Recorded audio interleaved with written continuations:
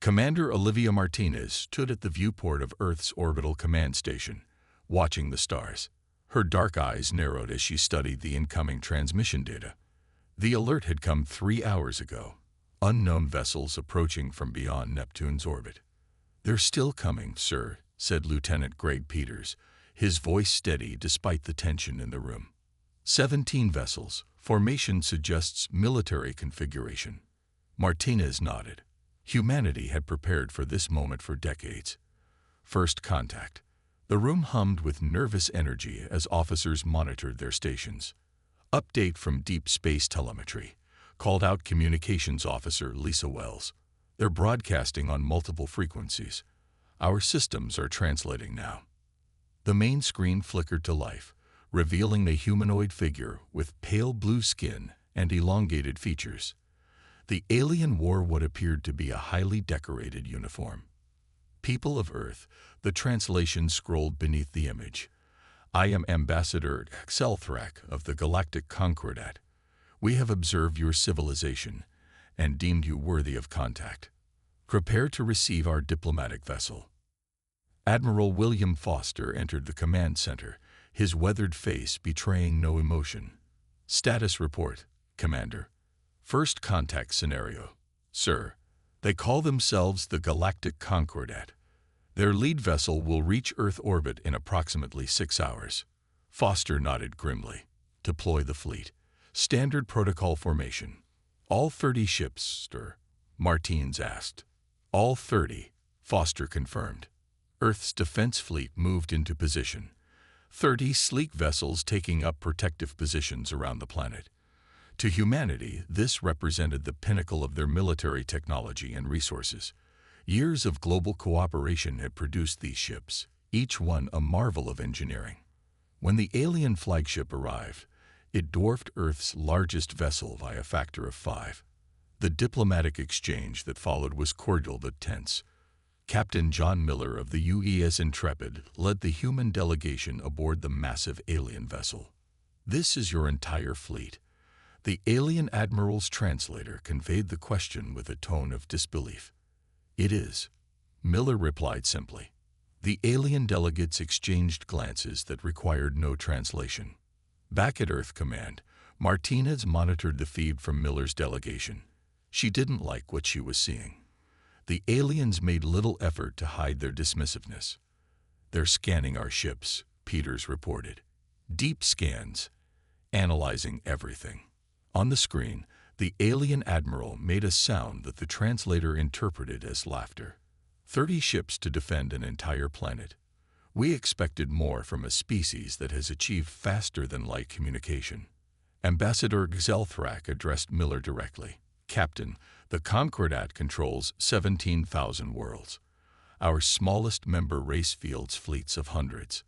This," he gestured toward a display showing Earth's ships, "is hardly worthy of notice." Miller maintained his composure. "We find quality more important than quantity, Ambassador." More translator-interpreted laughter followed. When Miller's team returned to Earth, their report to the United Earth Council was troubling.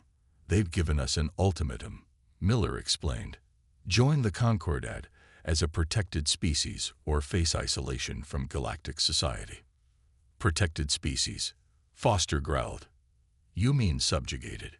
Miller nodded, reading between the lines. "Yes, they see us as primitive, hardly worth conquering, but useful as a resource world." Martinez studied the data from the alien vessels. "They were particularly interested in our fleet size.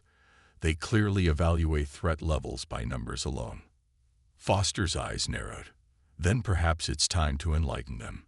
He turned to his console and entered a series of commands.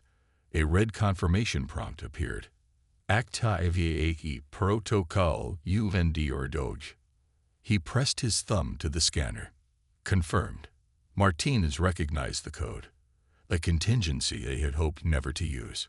"Commander," Foster said quietly, "I believe it's time we showed our visitors why humans have always been dangerous to underestimate." 3 years before the arrival of the Galactic Concordat, Lieutenant Samantha Lee stood in a vast underground facility beneath the Arizona desert.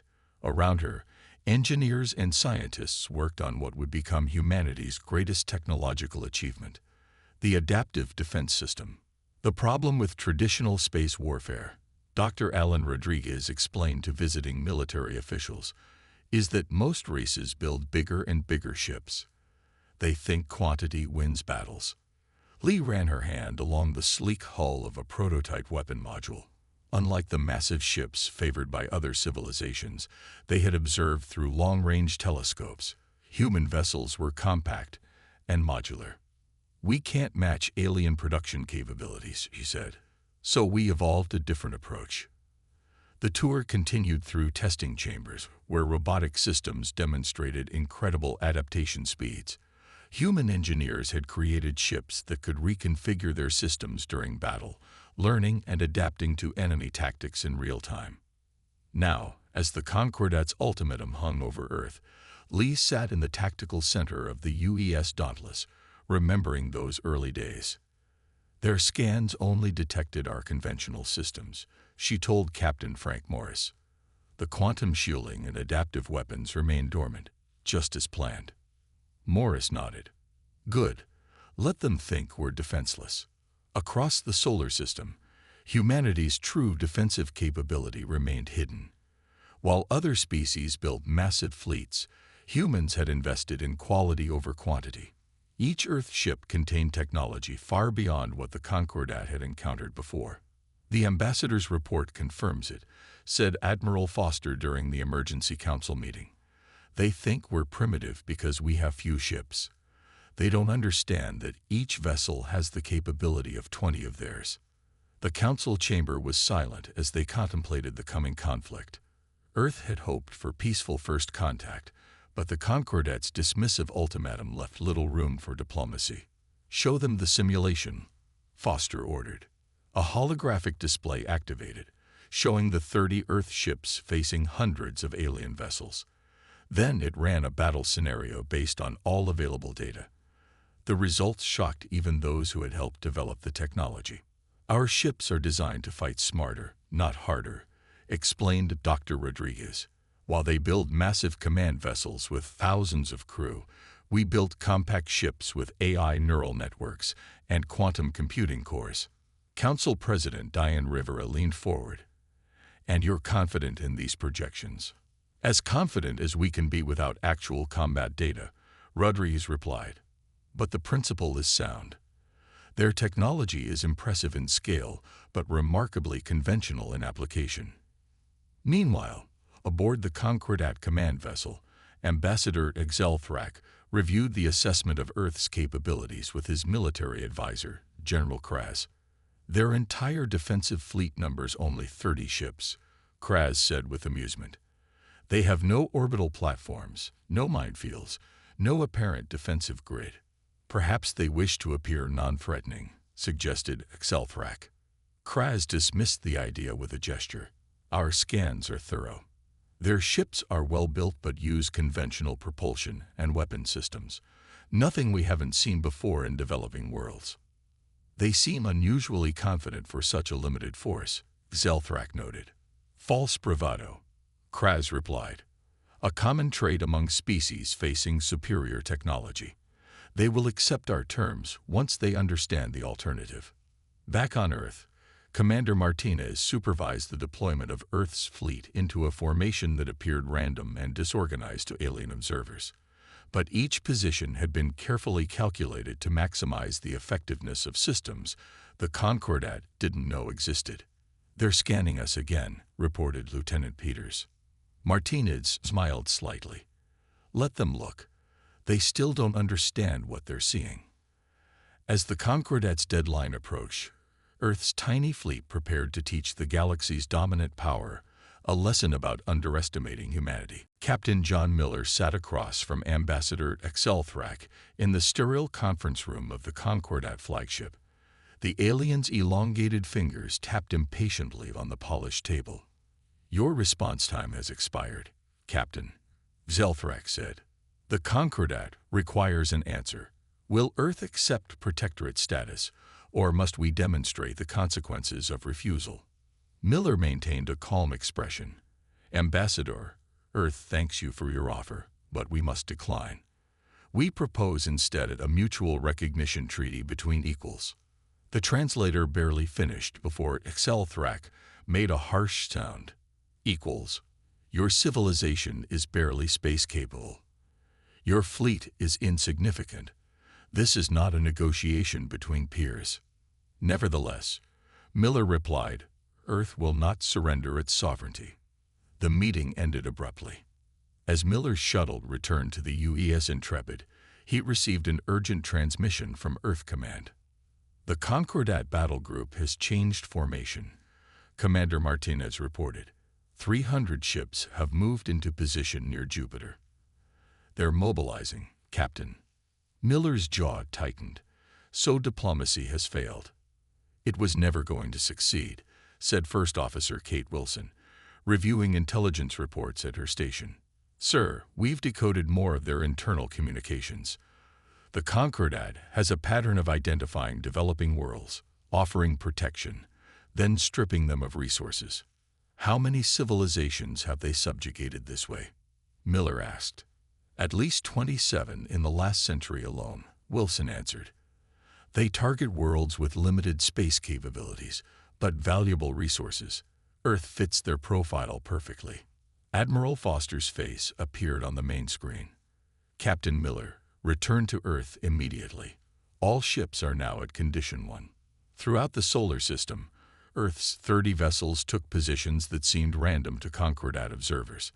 In reality, each ship anchored a complex defensive grid, invisible to alien sensors.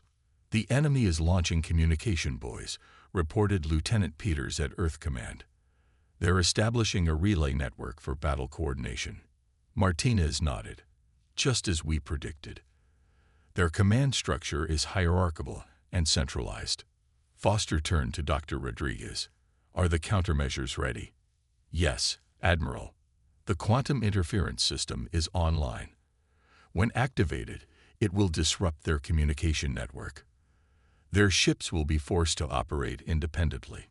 At Jupiter's orbit, General Kraz addressed his fleet commanders. "The humans have refused our generous offer. We will now demonstrate the consequence of defiance." The alien general studied the tactical display showing Earth's scattered fleet. Their deployment makes no strategic sense. Perhaps they never expected to fight a real space battle. "Should we not send a final warning?" asked the subordinate commander. "Their tiny fleet is warning enough," Kraz replied dismissively. "Begin the advance. First wave only. 100 ships should be sufficient for this demonstration." Back on Earth, global defense systems shifted to war footing. Underground facilities activated, satellite networks reconfigured. The planet's true defensive capability, hidden from alien scans, prepared to reveal itself. On the bridge of the UES Dauntless, Lieutenant Samantha Lee monitored her weapons systems. Quantum targeting grid is synchronized. All ships report ready for Hornet protocol. Captain Morris acknowledged. "Hold positions. Let them make the first move." The Concordat's first wave accelerated toward Earth, their massive ships arranged in a perfect formation that had overwhelmed countless civilizations before. Their sensors showed Earth's fleet maintaining their seemingly disorganized positions. "They aren't even attempting to consolidate their forces," General Kraz noted with contempt. "This will be brief." As the alien fleet crossed the orbit of Mars, Admiral Foster gave the order that humanity had hoped would never be necessary. "All ships, execute Protocol Underdog. Authorization Foster Alpha 7. Commander Martinez watched the tactical display as Earth's 30 ships suddenly emitted energy signatures that confused alien sensors. "May God have mercy on them," she said quietly, "because our ships won't."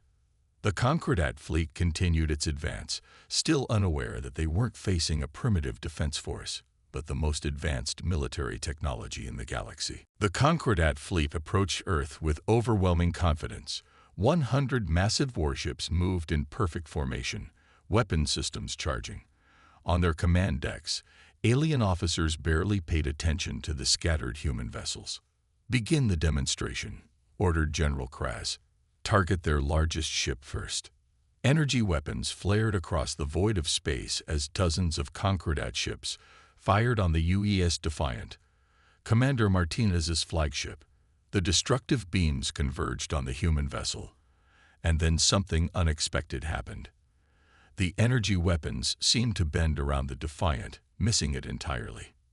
Impossible, Kraz muttered as his tactical display showed all shots failing to connect. Recalibrate and fire again. Aboard the Defiant, Martinez watched calmly as the ship's quantum deflection shield performed exactly as designed. Status report, she ordered. Shield efficiency at 97%, Commander, replied the tactical officer. The enemy is attempting to establish a targeting lock, but our signature scramblers are working perfectly. Martinez nodded. Signal all ships. Execute Phase 1. Across the battlefield, Earth's 30 vessels suddenly changed. Panels shifted, revealing hidden weapon ports. Engines flared with unexpected power as the ships moved with acceleration that shocked alien observers. What's happening? Demanded Kraz as his display showed human ships moving at speeds his sensors claimed were impossible. How are they moving like that? The UES Intrepid, under Captain Miller's command, accelerated directly toward the center of the Concordat formation. Alien gunners tried to track it, but the ship's movement was too erratic and swift. Releasing strike drones, Miller ordered. The belly of the Intrepid opened, launching hundreds of small, unmanned craft. Each drone was barely the size of a human fighter, but carried weapons that could damage much larger vessels. Lieutenant Paul Chen sat in the neural control chamber deep within the Intrepid. Around him, 11 other pilots were similarly connected to drone control systems. Through their neural links, each pilot controlled 20 drones simultaneously, guiding them with human intuition enhanced by AI prediction systems. Swarm protocol active, Chen reported. All drones responding. The small craft darted between the massive alien ships, exploiting blind spots in their defense systems. Where Concordat vessels expected to battle capital ships, they now faced hundreds of targets too small and fast for their main weapons to track. On the Concordat flagship, alarms blared as drone weapons impacted vulnerable systems. Minor damage to sectors 7 through 12, reported an officer, but they're targeting our communication arrays and sensor nodes. Kraz slammed his fist on the command console. This is impossible. Their technology shouldn't be this advanced. Throughout the battlefield, human ships demonstrated capabilities that defied Concordat understanding. The UES Dauntless phased in and out of conventional space, appearing to teleport short distances. The UES Valiant split its whole configuration, transforming from one ship into 3 smaller, independent vessels. The enemy vessels have adaptive armor, reported a Concordat science officer. Our weapons are becoming less effective with each hit as they reconfigure to resist our specific energy frequencies. Admiral Foster watched the battle unfold from Earth Command. Begin Phase 2, he ordered. Activate the orbital defense network. Across Earth's orbit, satellites that had appeared to be weather or communication platforms suddenly revealed their true nature. Defense installations hidden on lunar outposts powered up. Asteroid bases that had remained undetected by alien scans launched squadrons of automated fighters. Sir, a junior officer reported to General Kraz, we're detecting new energy signatures throughout the system. Many new signatures. The alien commander stared in disbelief as his tactical display showed hundreds of new threats appearing where minutes before his scans had detected nothing. Impossible, he whispered. This was supposed to be an undeveloped world. Lieutenant Samantha Lee activated the UES Dauntless's main weapon system. The quantum cascade cannon had never been fired outside of testing.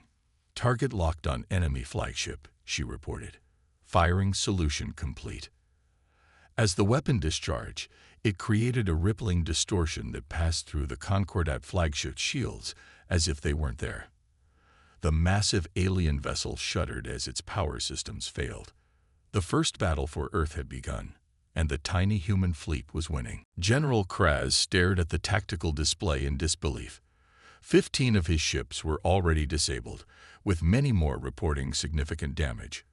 What had begun as a simple show of force was turning into a disaster. "Send the second wave," he ordered. "All remaining ships, advance immediately." 200 more Concordat vessels surged forward from their position near Jupiter. These were larger battleships, designed for full-scale war rather than intimidation. As they approached, Earth's command center detected the movement. "They're bringing in reinforcements," reported Lieutenant Peters. "Estimated arrival in 12 minutes. Admiral Foster nodded calmly. "Exactly as expected. Dr. Rodriguez, are you ready?" The scientist looked up from his console.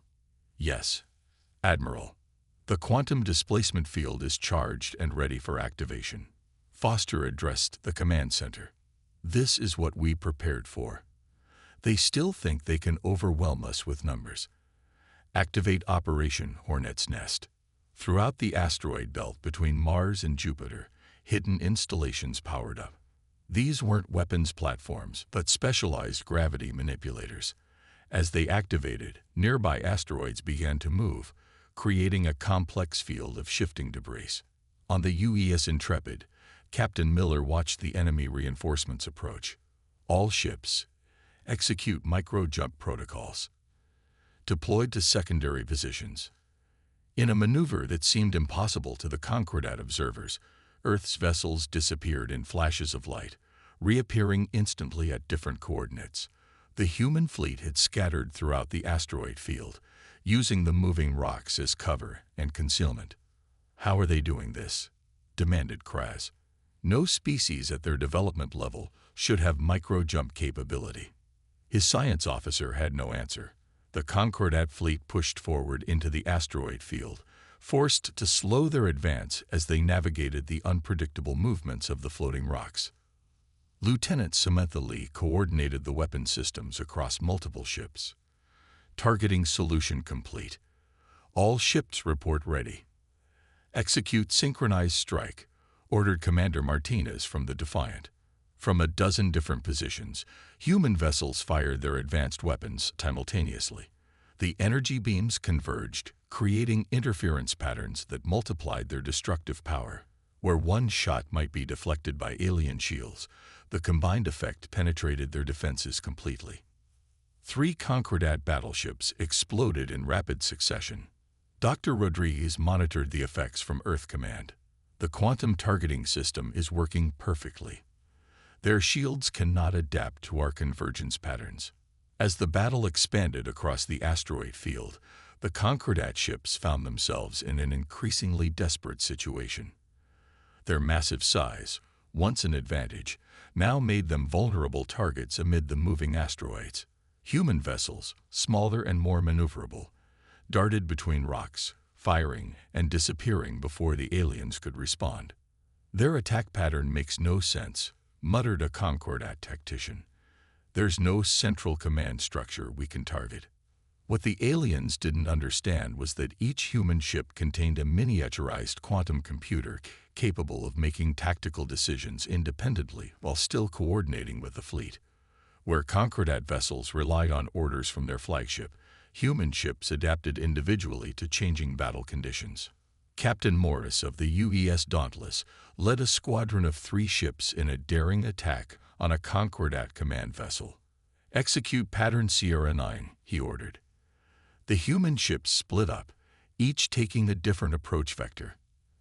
As the alien gunners focused on one target, the others struck from blind spots. The Dauntless slipped under the massive alien ship, its specialized cutting beams slicing through vital propulsion systems. From his command post in Earth orbit, Admiral Foster watched the battle with grim satisfaction. "They still don't understand what they're facing," he said quietly. "Activate the drone carriers." Near Saturn's rings, 3 unmanned vessels that had remained hidden now opened their massive bay doors. Each carrier contained thousands of combat drones, all controlled by advanced AI systems designed to swarm and overwhelm enemy point defenses.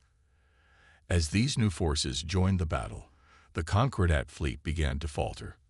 For the first time in centuries, the mighty alien Federation was facing defeat at the hands of a supposedly inferior species. The Grand Council chamber aboard the Concordat flagship fell silent as General Kraz delivered his report.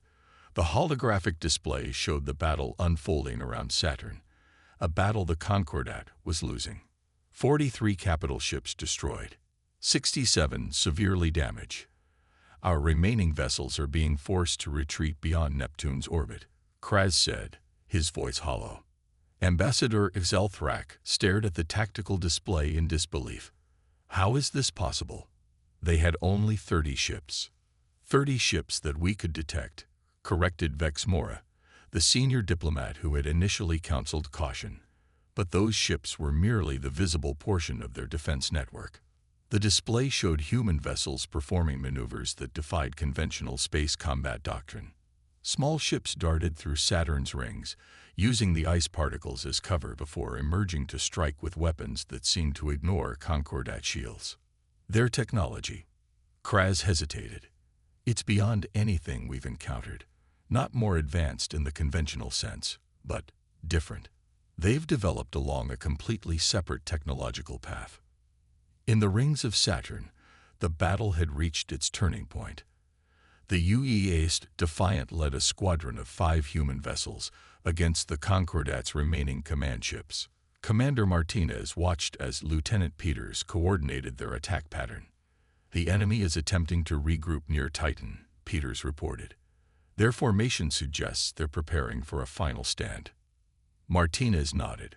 Signal Admiral Foster. It's time for Protocol Underdog's final phase. Near Earth, Admiral Foster received the message and turned to Dr. Rodriguez. Activate the quantum displacement field at full capacity. Rodriguez entered the final commands. Throughout the solar system, hidden generators created a field effect that distorted spacetime in ways the Concordat sensors couldn't compensate for. To the alien fleet, it appeared as if human ships were multiplying, teleporting, and moving at impossible speeds. On the Concordat flagship, the senior commanders faced a decision they hadn't confronted in generations: retreat or annihilation. The Zephyrian and Teleusian contingents are withdrawing without authorization, reported a junior officer. They refuse further combat against the humans. Zelthrak turned to Vex Mora. How could we have misjudged them so completely? We saw what we expected to see, Vex Mora replied. A primitive species with a small fleet. We never questioned why they seemed so confident despite their apparent disadvantage. The battle near Saturn reached its climax as Captain Miller's Intrepid led a daring attack against the Concordat flagship. The human vessel seemed to phase in and out of normal space, making it nearly impossible to target. Their flagship is deploying some kind of energy field, reported Lieutenant Simethily. It's attempting to disrupt our quantum targeting systems. Countermeasures engaged, Miller replied calmly. Prepare main weapons for synchronized fire with the Defiant. The 2 human vessels coordinated their attack with precision impossible for the hierarchical Concordat fleet. Their weapons struck simultaneously, creating a resonance effect that overwhelmed the alien flagship's shields. Systems failed across the massive alien vessel.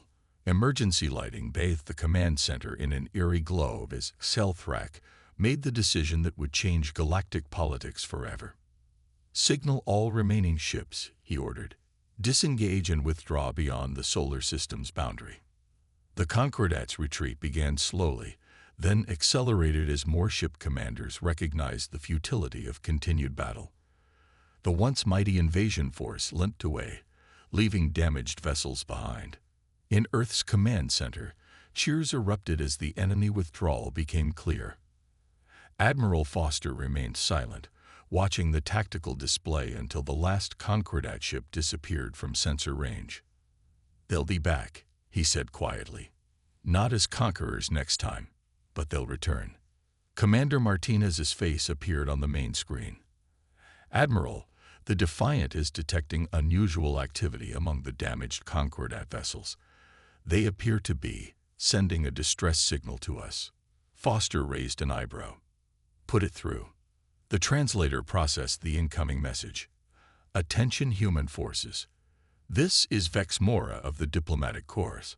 I request parley on behalf of those who wish to establish peaceful relations with your species." For the first time in the long day, Foster allowed himself a small smile.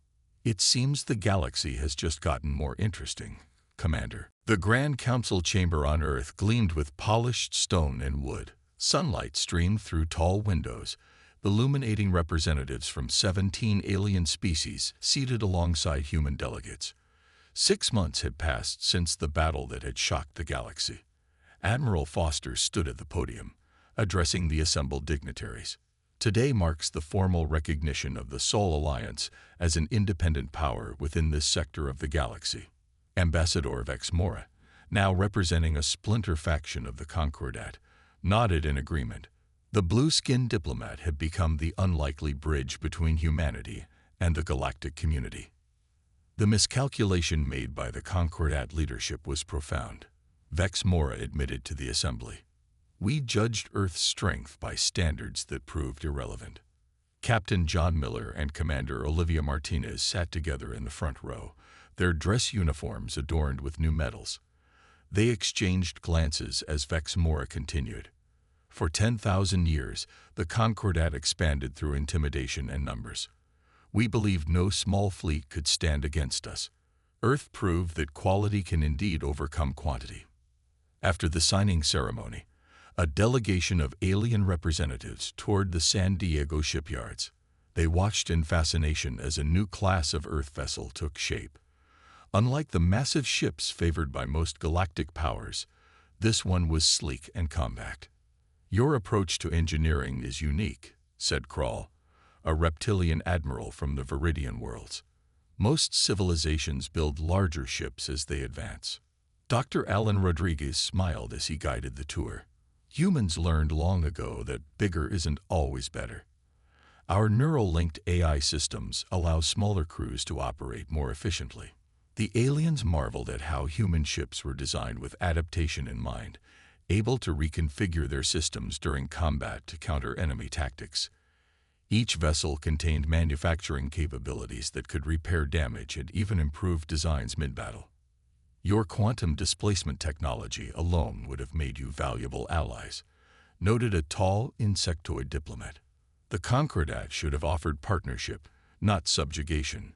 Lieutenant Samantha Lee demonstrated the advanced targeting system that had proven so effective.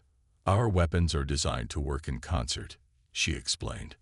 "Where individual ships might be vulnerable, our fleet acts as a single organism." Meanwhile, in orbit above Earth, Captain Miller and Lieutenant Peters supervised the refit of the UES Intrepid. The ship had become something of a legend, its image transmitted across the galaxy as the face of humanity's unexpected victory. The Diplomatic Corps reports 17 new trade agreements this week alone, Peters said, reviewing reports. "Everyone wants human technology now." Miller nodded, watching as space tugs maneuvered a new module into position on the Intrepid's hull. "And what about our more aggressive neighbors?" 3 border incursions, all repelled without casualties. The word is spreading. Earth ships are not to be engaged. In the White House's Situation Room, President Diane Rivera met with Admiral Foster and the Joint Chiefs. A holographic display showed the positions of human exploration ships now venturing beyond the solar system. "The Concordat has officially recognized our borders," Foster reported. "Their civil war continues, but neither faction seems eager to challenge us again." Rivera studied the star chart, and these systems marked in green. Potential allies, worlds that chafed under Concordat rule for centuries. They've requested defensive pacts and technology exchange. "The Sol Alliance grows," Rivera mused. Far from Earth, Commander Martinez stood on the bridge of the UES Defiant as it led a humanitarian mission to Proxima Centauri, a colony world there had suffered under Concordat exploitation for generations. Medical teams report they're ready to begin treating the locals, First Officer Lisa Wells informed her. Martinez nodded, watching as shuttlecraft descended to the planet's surface. "Make sure they understand. We're here as equals, not saviors." Across the galaxy, the story spread of the tiny human fleet that had humbled the mighty Concordat. The tale grew with each telling. How 30 ships had stood against hundreds. How a young species had outfought an ancient empire. In the darkness between stars, other civilizations took note. Some with fear, others with hope, but all with the same realization. Humanity had arrived on the galactic stage, and the old order would never be the same again.